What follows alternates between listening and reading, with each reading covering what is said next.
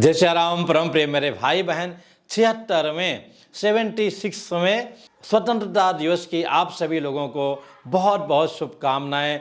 झंडा ऊंचा रहे हमारा, विजयी विश्व तिरंगा प्यारा, इसकी आन बान शान बनी रहे।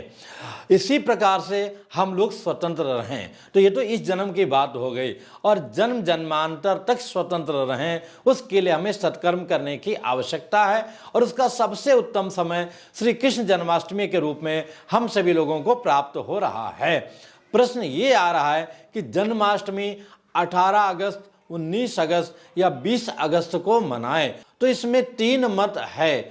जो शास्त्र का मत है, आदेश है, वो सर्वोपरि मानना चाहिए। उसमें भी 2 मत है। एक उदयकालीन मतलब सूर्योदय के समय अष्टमी व्याप्त हो, संसार में लगभग लोग उसी तिथि को ग्रहण करते हैं। पर शास्त्रों में तो ये आया है, स्मार्ता नाम गृहिणी पूर्वा पोष्या निष्काम वनस्थे विधवा भी वैष्णवचा परेवा पोष्या वैष्णवास्तु अर्धरात्रि व्यापनीमपि रोहिणी युतामपि सप्तमी विद्याम अष्टमी परित्यज्य नवमी युतैव ग्राह्य। ये धर्म सिंधु का निर्णय है। धर्म सिंधु जी कह रहे हैं कि अर्धरात्रि व्यापनी अष्टमी में ही, जिस समय अर्धरात्रि में मतलब मध्य रात्रि में जब भगवान श्री कृष्ण जी का प्रादुर्भाव हुआ था, उस समय अष्टमी तिथि होना आवश्यक है। तो अर्धरात्रि व्यापनी अष्टमी में ही व्रत पूजन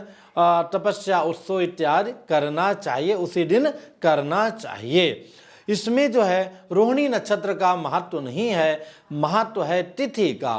पर वैष्णव संप्रदाय के कुछ मतों के अनुसार रोहिणी नक्षत्र को महत्व देते हैं। ठीक है, वो जो भी संत हैं उन सबको नमन है। तो वो लोग तो 20 अगस्त को मनाएंगे। एक मत और प्राप्त हुआ है कि कर्मणो यस्य यह कालस्तत् काल व्यापिनी तिथि तस्य कर्माणि कुर्वीत। अर्थात कर्म के समय जिस दिन अष्टमी तिथि व्याप्त हो वो ग्रहण करना चाहिए। अर्थात मध्य रात्रि में, अर्धरात्रि में जिस दिन अष्टमी तिथि प्राप्त हो वो ग्रहण करना चाहिए। कई जगह इसकी बात आई है। तो वो अगर देखा जाए तो 18 अगस्त को प्राप्त हो रही है। पर इस मत को मानने वाले बहुत कम लोग हैं। मेरे भाई बहन, श्री कृष्ण जन्माष्टमी व्रत के साथ ही साथ ये सामूहिक उत्सव का भी पर्व है। तो हमारे एरिया में, हमारे क्षेत्र में जहाँ जिस दिन की विशेषता दी जाए, हमें उस दिन ग्रहण करना चाहिए। यद्यप शुद्धम लोक विरुद्धम न करणीयम न कथनीयम। यद्यप शुद्ध है पर लोक मर्यादा के विरुद्ध है। चूंकि ये सामूहिक आनंद का कार्य है तो हमें उसी दिन विशेष करके मनाना चाहिए जिस दिन पूरा समूह मनाए। दूसरी बात, उदया व्यापनी तिथि का भी महत्व है। याम तिथिम समनुप्राप्य उदयम जाति भास्करा। एक निर्णय ये भी आया है कि जिस तिथि में सूर्योदय के समय जो तिथि रहती है वही ग्रहण करना चाहिए। तो देखा जाए तो 19 अगस्त को सूर्योदय के समय अष्टमी तिथि प्राप्त हो रही है। मेरे भाई बहन, ज्योतिष को लेकर के वर्तमान समय में 2 गणना संसार में प्रचलित है। एक जो प्राचीन गणना है और एक नवीन गणना है। जो प्राचीन गणना के अनुसार पंचांगों का निर्माण होता है। उस दृष्टि से अगर आप देखेंगे तो जो है 19 तारीख के रात्रि के लगभग 1 बजे के आसपास तक जो है ये अष्टमी तिथि प्राप्त हो रही है। और अगर आप नवीन गणना के हिसाब से देखेंगे, जिसमें वेबसाइट वगैरह, गूगल इत्यादि हर जगह जो उस प्रकार के आधुनिक माध्यम है जहां गणना करके लिखा गया है, दिया गया है, उसके अनुसार रात्रि के 9:30 बजे 19 अगस्त को अष्टमी तिथि जय जय सियाराम समाप्त हो जाएगी। नौमी विद्या का भी महत्व नहीं दिया गया है। मेरे भाई बहन, हम मुख्य बिंदु पर आते हैं कि हमें 18, 19 या 20 में किस दिन मनाना है। तीनों बातें आपके आगे रखता हूं, जिस दिन आपका हृदय करे। दूसरी बात, आपके एरिया में मनाया जाए उस दिन मना लीजिए।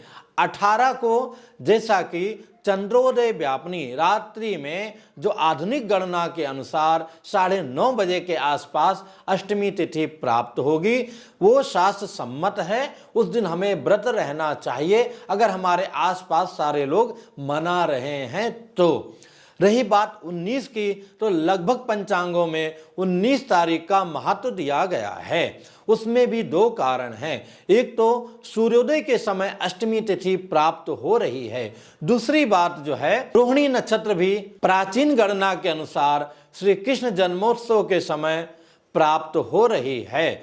आधुनिक गणना के अनुसार आप देखेंगे तो रात्रि के लगभग 2 बजे रोहिणी नक्षत्र का प्रादुर्भाव होगा।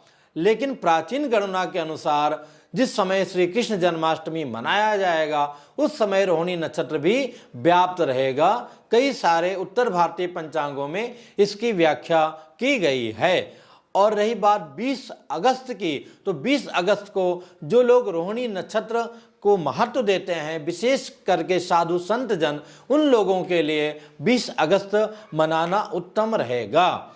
मेरी दृष्टि में श्रद्धा विश्वास पूर्वक मनाना आवश्यक है। और चूंकि भगवान श्री कृष्ण जी का जन्मोत्सव है, श्री कृष्ण जन्माष्टमी का, तो इसमें रोहिणी नक्षत्र का शास्त्रों में भी आया है, महत्व नहीं है। महत्व है अष्टमी तिथि का, और उसकी दोनों परंपराएं हैं।